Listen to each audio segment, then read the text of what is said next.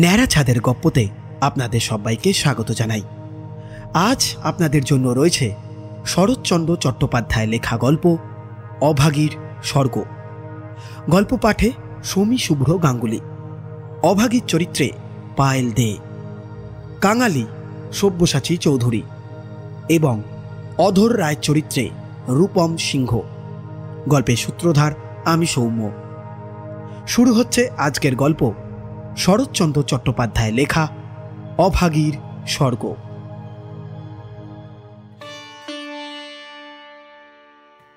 ঠাকুরদাস মুখার্জির বর্ষীয়সী স্ত্রী 7 দিনের জ্বরে মারা গেলেন। বৃদ্ধ মুখোপাধ্যায় মহাশয় ধানের কারবারে অতিশয় সঙ্গতিপন্ন। তার 4 ছেলে 3 মেয়ে, ছেলে মেয়েদেরও ছেলেপুলে হইয়াছে। জামাইরা, প্রতিবেশীর দল, চাকর বাকর, সে যেন একটা উৎসব বাঁধিয়া গেল। সমস্ত গ্রামের লোক ধুমধামের সব যাত্রা ভিড় করিয়া দেখিতে আসিল। মেয়েরা কাঁদিতে কাঁদিতে মায়ের 2 পায়ে গাঢ় করিয়া আলতা এবং মাথায় ঘন করিয়া সিঁদুর লেপিয়া দিল। বধূরা ললাট চন্দনে চর্চিত করিয়া বহুমূলজ বস্ত্রে শাশুড়ির দেহ আচ্ছাদিত করিয়া দিয়া আঁচল দিয়া তাহার শেষ পদধূলি মুছাইয়া লইল। পুষ্পে, পত্রে, গন্ধে, মাল্যে, কলরবে মনেই হইল না এ কোনো শোকের ব্যাপার। এ যেন বড় বাড়ির গৃহিণী 50 বছর পরে আবার একবার নতুন করিয়া তাহার স্বামী গৃহে যাত্রা করিতেছেন। বৃদ্ধ মুখোপাধ্যায় শান্ত মুখে তাহার চিরদিনের সঙ্গিনীকে শেষ বিদায় দিয়া অলক্ষ্যে 2 ফোঁটা চোখের জল মুছিয়া শোকার্ত কন্যা ও বধূগণকে সান্ত্বনা দিতে লাগিলেন। প্রবল হরিধ্বনিতে প্রভাত আকাশ আলোড়িত করিয়া সমস্ত গ্রাম সঙ্গে সঙ্গে চলিল।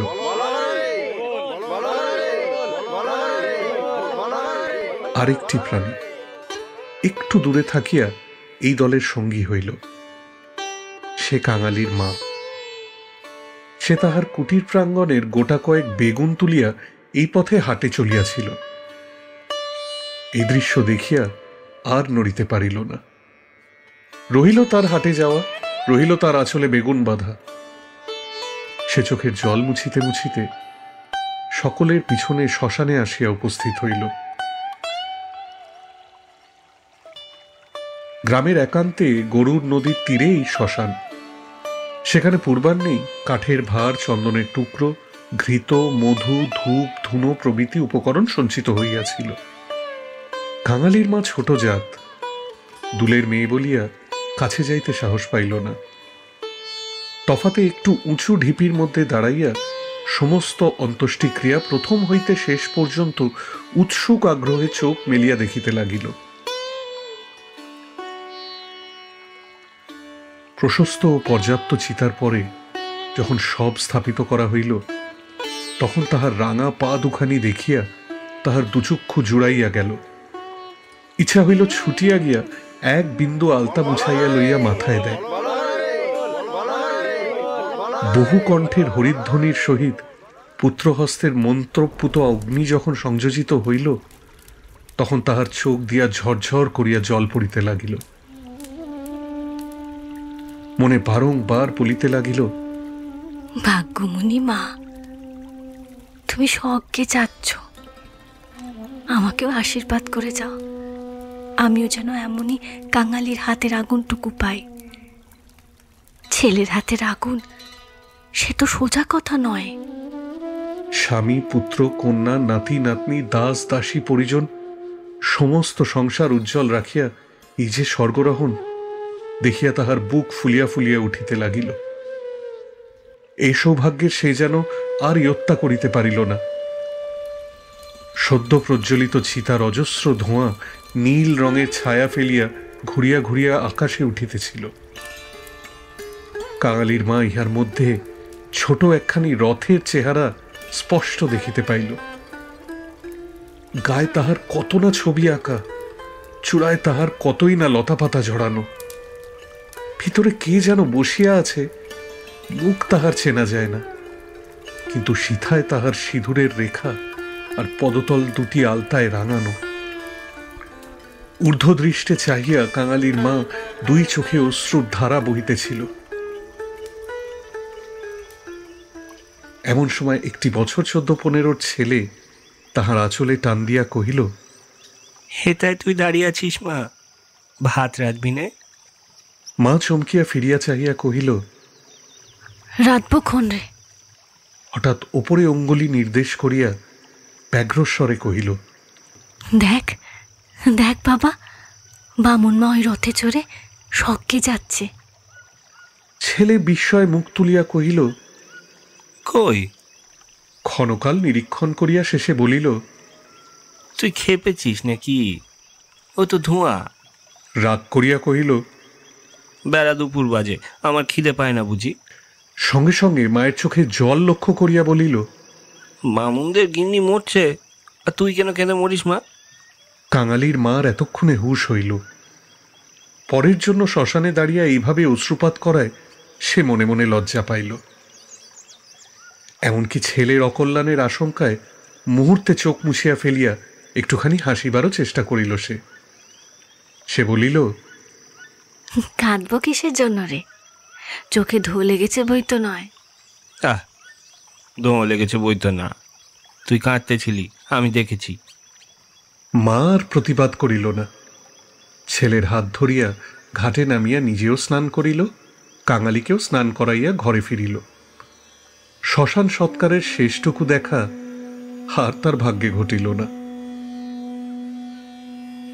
সন্তানের নামকরণকালে পিতামাতার মূঢ়তায় বিধাতা পুরুষ অন্তরিক্ষে থাকিয়া অধিকাংশ সময় শুধু হাস্য করিয়া ক্ষান্ত হন না, তীব্র প্রতিবাদও করেন। তাই তাহাদের সমস্ত জীবনটা তাহাদের নিজেদের নামগুলোকেই যেন আমরণ ভ্যাংচাইয়া চলিতে থাকে। কাঙালির মার জীবনের ইতিহাস ছোট, কিন্তু সেই ছোট্ট কাঙাল জীবনটুকু বিধাতার এই পরিহাসের দায় হইতে অব্যাহতি লাভ করিয়াছিল। তাহাকে জন্ম দিয়া মা মরিয়াছিল। বাপ রাগ করিয়া নাম দিল অভাগী। মা নাই, বাপ নদীতে মাছ ধরিয়া বেড়ায়, তাহার না আছে দিন না আছে রাত। তবু যে কি করিয়া ক্ষুদ্র অভাগী একদিন কাঙালির মা হইতে বাঁচিয়া রহিল, সে এক বিস্ময়ের বস্তু। যাহার সহিত বিবাহ হইল তাহার নাম রসিক বাঘ। বাঘের অন্য বাঘিনী ছিল। ইহাকে লইয়া সে গ্রামান্তরে উঠিয়া গেল। অভাগী তাহার অভাগ্য ও শিশু পুত্র কাঙালিকে লইয়া গ্রামেই পড়িয়া রইল। তাহার সেই কাঙালি বড় হইয়া আজ 15 পা দিয়েছে। সবেমাত্র বেতের কাজ শিখিতে আরম্ভ করিয়াছে। অভাগীর আশা হইয়াছে আরও বছরখানেক তাহার অভাগ্যের সঙ্গে যুঝিতে পারিলে দুঃখ ঘুচিবে। এই দুঃখ যে কি, যিনি দিয়েছেন তিনি ছাড়া আর কেহই জানেন না। কাঙালি পুকুর হইতে আঁচাইয়া আসার পর দেখিল তাহার পাতের ভোক্তাবশেষ মা একটা মাটির পাত্রে ঢাকিয়া রাখিতেছে। আশ্চর্য হইয়া জিজ্ঞাসা করিল, তুই খেলি নে মা? বেলা গড়িয়ে গেছে বাবা, এখন আর খিদে নেই। ছেলে বিশ্বাসই করিল না, বলিল, না, খিদে নেই বই কি। কই কই দেখি তোর হাড়ি দেখি। এই ছলনায় বহুদিন কাঙালির মা কাঙালিকে ফাঁকি দিয়া আসিয়াছে। সে হাঁড়ি দেখিয়া তবে ছাড়িল। তাহাতে আরেকজনের মতো ভাত ছিল। তখন সে প্রসন্ন মুখে মায়ের কোলে গিয়া বসিল।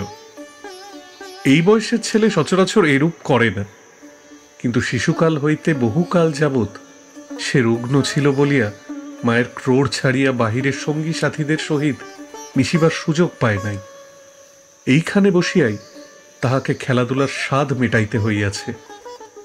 এক হাতে গলা জড়াইয়া মুখের ওপর মুখ রাখিয়া কাঙালি চকিত হইয়া কহিল, মা, তোর গা যে গরম, কেন তুই অমন রোদে দাঁড়িয়ে মরা পোড়ানো দেখতে গেলি?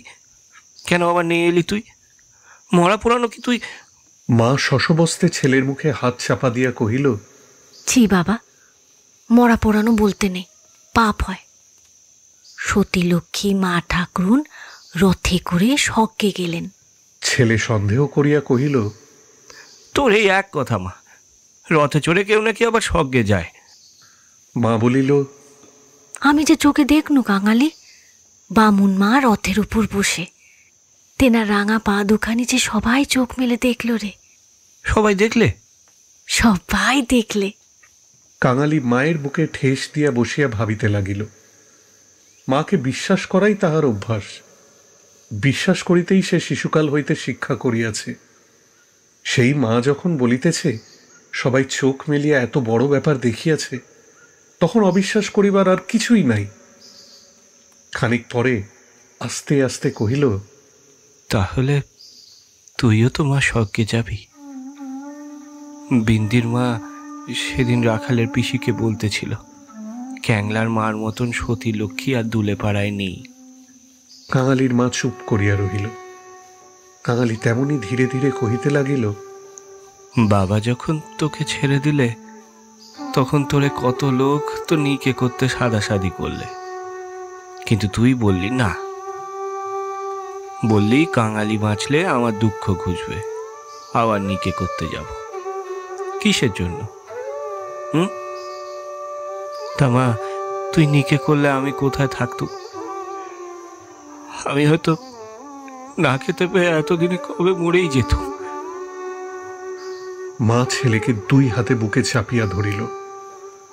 বস্তুত সেদিন তাহাকে এই পরামর্শ কম লোকে দেয় নাই, এবং যখন সে কিছুতেই রাজি হইল না, তখন উৎপাত উপদ্রব তাহার প্রতি সামান্য হয় নাই।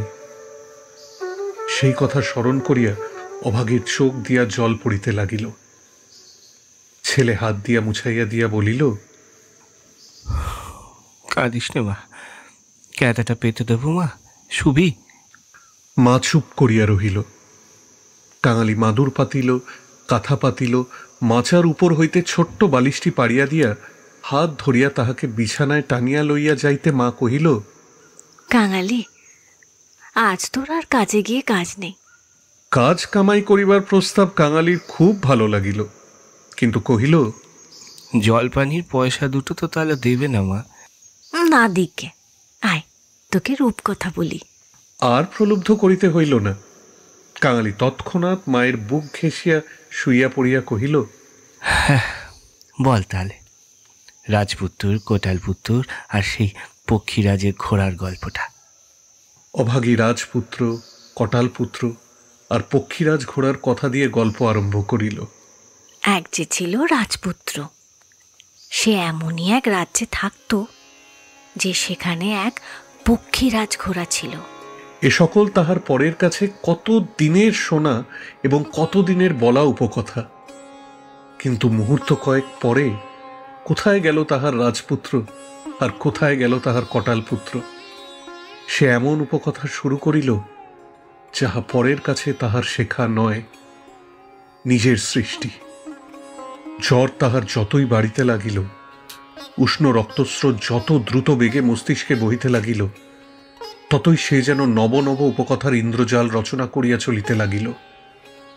তাহার বিরাম নাই, বিচ্ছেদ নাই। কাঙালির স্বল্প দেহ বারবার রোমাঞ্চিত হইতে লাগিল। ভয়ে বিস্ময়ে পুলকে সে সজোরে মায়ের গলা জড়াইয়া তাহার বুকের মধ্যে যেন মিশিয়া যাইতে লাগিল। বাহিরে বেলা শেষ হইল, সূর্য অস্তে গেল। সন্ধ্যার ম্লান ছায়া গাঢ়তর হইয়া চরাচর ব্যাপ্ত করিল, কিন্তু ঘরের মধ্যে আজ আর দীপ জ্বলিল না। গৃহস্থের শেষ কর্তব্য সমাধা করিতে কেহ উঠিল না। নিবিড় অন্ধকারে কেবল রুগ্ন মাতার অবাধ গুঞ্জন নিস্তব্ধ পুত্রের কর্ণে সুধাবর্ষণ করিয়া চলিতে লাগিল। সেই শ্মশান ও শ্মশান যাত্রার কাহিনী, সেই রথ, সেই রাঙা পা দুটি, সেই তার স্বর্গে যাওয়া। কেমন করিয়া শোকার্ত স্বামী শেষ পদধূলি দিয়া কাঁদিয়া বিদায় দিলেন, কি করিয়া হরিধ্বনি দিয়া ছেলেরা মাতাকে বহন করিয়া লইয়া গেল। তারপর সন্তানের হাতের আগুন। সে আগুন তো আগুন নয় কাঙালি, সে তো হরি। তার আকাশ জোড়া ধুয়ো নয় বাবা, সেই তো স্বর্গের রথ। কাঙালি চরণ, বাবা আমার। কেন মা? তোর হাতের আগুন যদি পাই বাবা, বামুন মার মতো আমিও স্বর্গে যেতে পারবো। কাঙালি অস্ফুটে শুধু কহিল, যা, অমন বলতে নেই। মা সে কথা বোধ করি শুনিতেও পাইল না। তপ্ত নিঃশ্বাস ফেলিয়া বলিতে লাগিল, ছোট জাত বলে তখন কিন্তু কেউ ঘেন্না করতে পারবে না, দুঃখী বলে কেউ ঠেকিয়ে রাখতে পারবে না। ইস, ছেলের হাতের আগুন, রথকে যে আসতেই হবে। ছেলের মুখের ওপর মুখ রাখিয়া ভগ্ন কণ্ঠে কহিল, বলিস নে মা, বলিস নে মা, আমার আমার বড্ড ভয় করে মা, বলিস নে। মা কহিল, আর দেখ কাঙালি, তোর বাবাকে ধরে আনবি, অমনি যেন পায়ের ধুলোয় মাথায় দিয়ে আমাকে বিদায় দেয়, অমনি পায়ে আলতা, মাথায় সিঁদুর দিয়ে। কিন্তু কে বা দেবে? তুই দিবি না রে কাঙালি? তুই আমার ছেলে, তুই আমার মেয়ে, তুই আমার সব। বলিতে বলিতে সে ছেলেকে একেবারে বুকে চাপিয়া ধরিল। অভাগীর জীবন নাট্যের শেষ অঙ্ক পরিসমাপ্ত হইতে চলিল। বিস্তৃতি বেশি নয়, সামান্যই। বোধ করি ৩০টা বছর আজ অবধি পার হইয়াছে কি হয় নাই। শেষও হইল তেমনি সামান্যভাবে। গ্রামে কবিরাজ ছিল না, ভিন্ন গ্রামে তাহার বাস। কাঙালি গিয়া কাঁদাকাটি করিল, হাতে পায়ে পড়িল, শেষে ঘটি বাঁধা দিয়া তাহাকে ১টা টাকা প্রণামী দিল। তিনি আসিলেন না, গোটা চারেক বড়ি দিলেন। তাহার কত কি আয়োজন! খল, মধু, আদার সত্ত্ব, তুলসী পাতার রস। কাঙালির মা ছেলের প্রতি রাগ করিয়া বলিল, কেন তুই আমাকে না বলে ঘটি বাতা দিতে গেলি বাবা? হাত পাতিয়া বড়ি কয়েকটি গ্রহণ করিয়া মাথায় ঠেকাইয়া উনুনে ফেলিয়া দিয়া কহিল, ভালো হইতো এতেই হব। বাগতি দুলের ঘরে কেউ কখনো ওষুধ খেয়ে বাঁচে না। দিন ২-৩ এমনি গেল। প্রতিবেশীরা খবর পাইয়া দেখিতে আসিল। যে যাহা মুষ্টিযোগ জানিত, হরিণের সিংঘষা জল, গেটে করি পুড়াইয়া মধুতে মারিয়া চাটাইয়া দেওয়া ইত্যাদি অব্যর্থ ঔষধের সন্ধান দিয়া যে যার কাজে চলিয়া গেল। ছেলে মানুষ কাঙালি ব্যতিব্যস্ত হইয়া উঠিতে মা তাহাকে কাছে টানিয়া লইয়া কহিল, কবরেজের বড়িতে কিছু হলো না বাবা, আর ওদের ওষুধে কাজ হবে? আমি এমনি ভালো হব। কাঙালি কাঁদিয়া কহিল, তুই বড়ি তো খেলি নে মা, উনুনে ফেলে দিলি। এমনি করে কেউ সারে? আমি এমনি সেরে যাব। তার চেয়ে তুই দুটো ভাতে ভাত ফুটিয়ে নিয়ে খা দেখি, আমি চেয়ে দেখি। কাঙালি এই প্রথম অপটু হস্তে ভাত রাঁধিতে প্রবৃত্ত হইল। না পারিল ফ্যান ঝাড়িতে, না পারিল ভালো করে ভাত বাড়িতে। উনান তাহার জ্বলে না, ভিতরে জল পড়িয়া ধোঁয়া হয়। ভাত ঢালিতে চারিদিকে ছড়াইয়া পড়ে। মায়ের চোখ ছলছল করিয়া আসিল। নিজে একবার উঠিবার চেষ্টাও করিল সে, কিন্তু মাথা সোজা করিতে পারিল না, শয্যায় লুটাইয়া পড়িল। খাওয়া হইয়া গেলে ছেলেকে কাছে লইয়া কি করিয়া কি করিতে হয় বিধিমতে উপদেশ দিতে গিয়া তাহার ক্ষীণ কণ্ঠ থামিয়া গেল। চোখ দিয়া কেবল অবিরল ধারে জল পড়িতে লাগিল।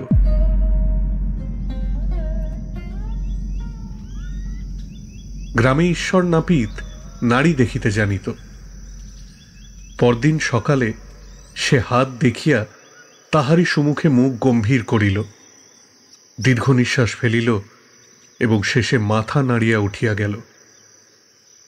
কাঙালির মা ইহার অর্থ বুঝিল, কিন্তু তাহার ভয়ই হইল না। সকলে চলিয়া গেলে সে ছেলেকে কহিল, এইবার একবার তাকে ডেকে আনতে পারিস বাবা?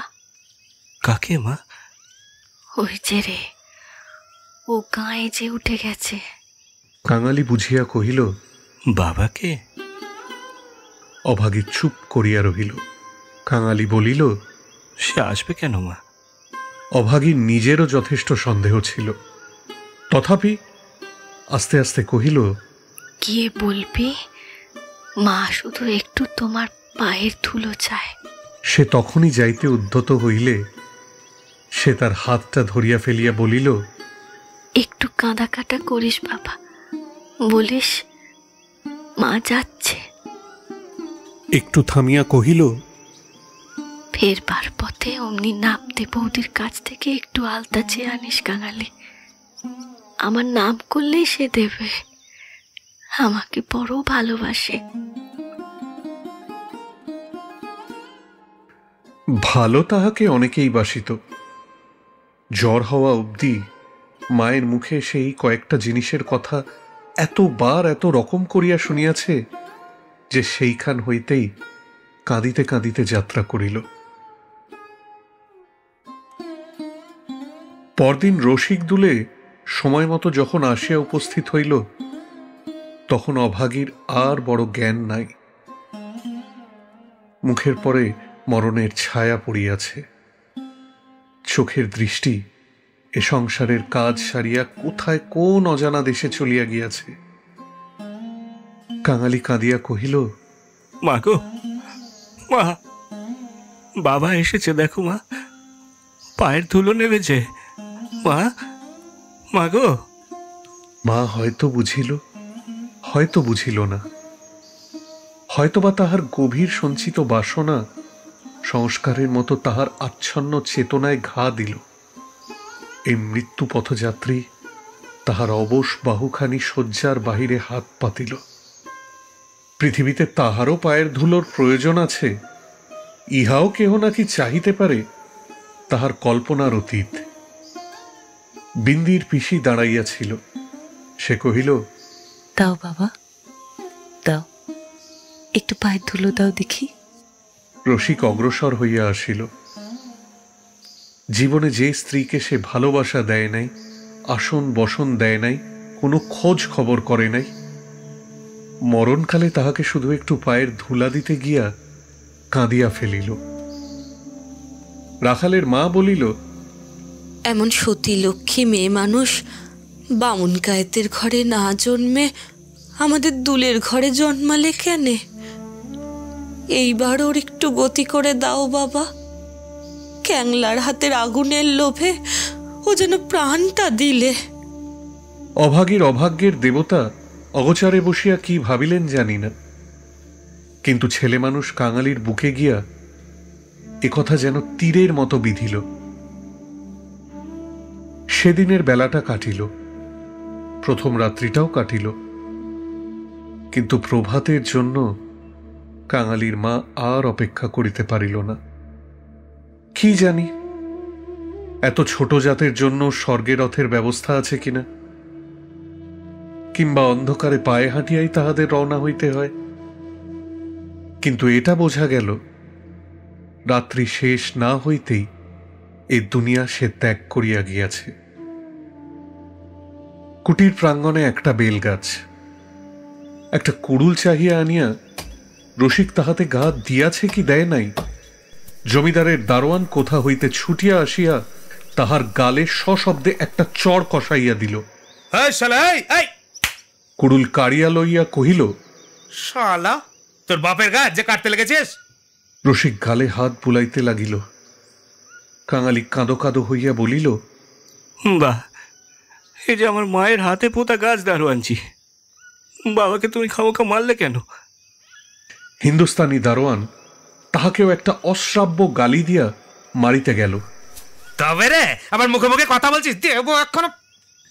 কিন্তু সে নাকি তাহার জননীর মৃতদেহ স্পর্শ করিয়া বসিয়াছিল, তাই এই ঔষধের ভয় তাহার গায়ে হাত দিল না। হাঁকাহাঁকিতে একটা ভিড় জমিয়া উঠিল।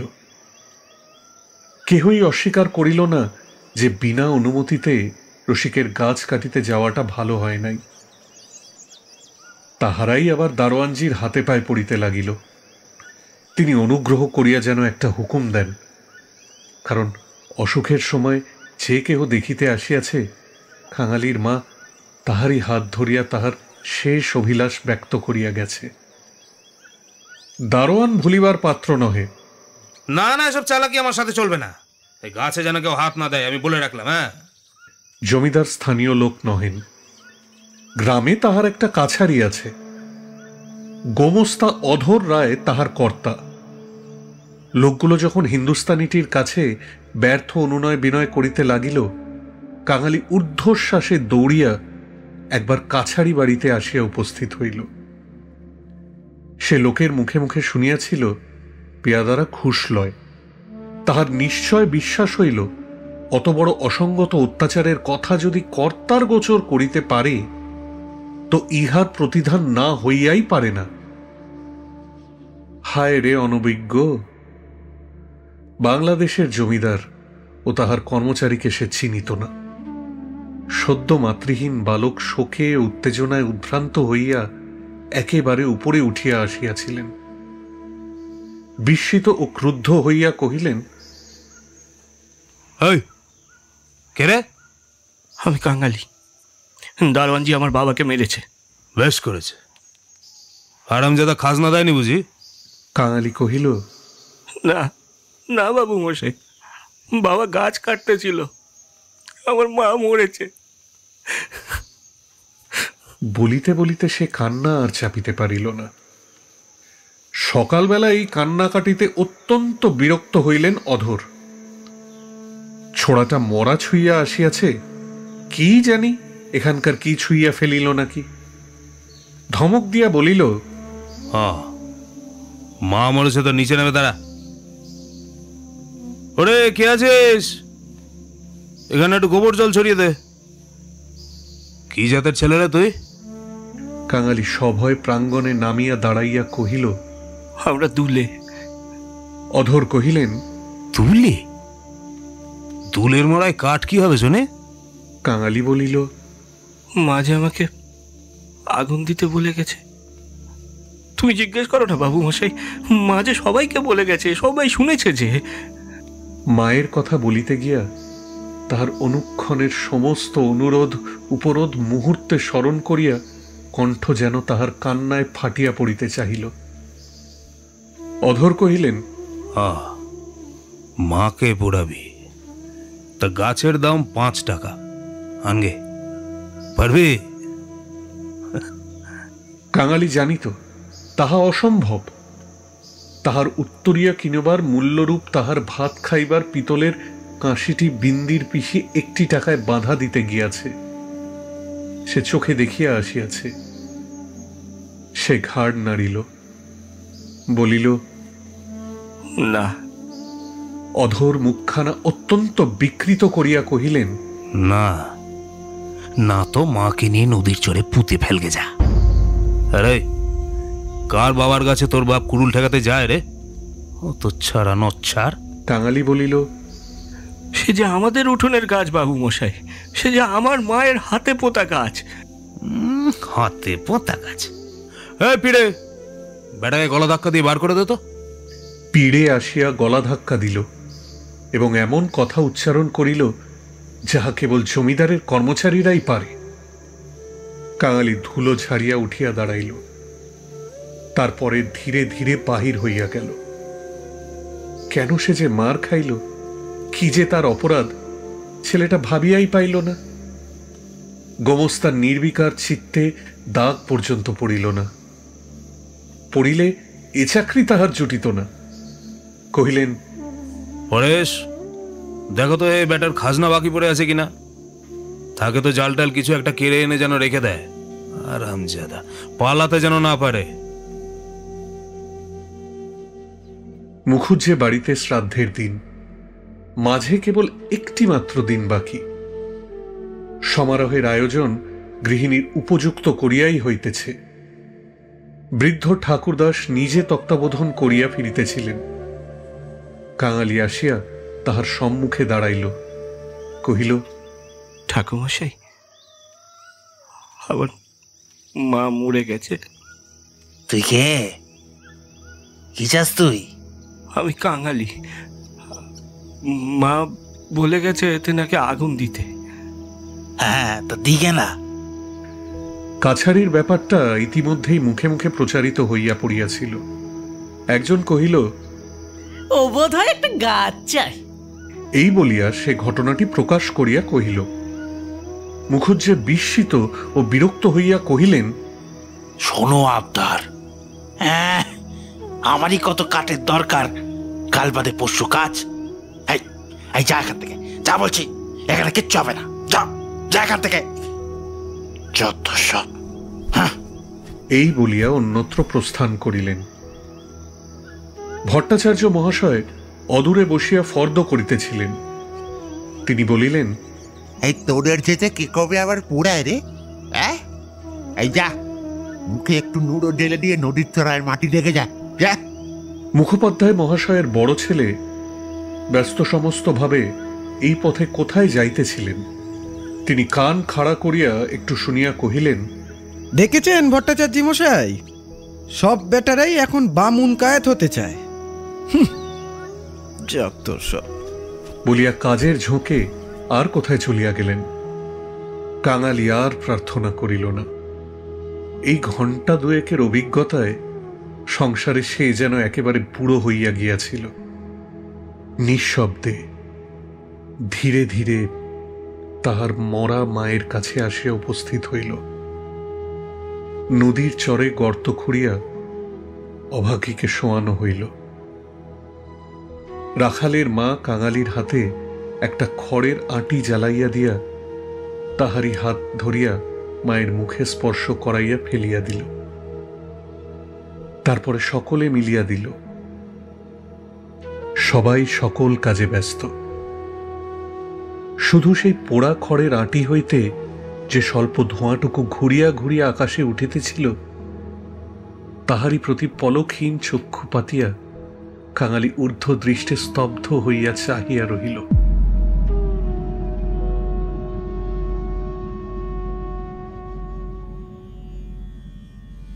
এতক্ষণ আপনারা শুনছিলেন শরৎচন্দ্র চট্টোপাধ্যায় লেখা গল্প অভাগীর স্বর্গ।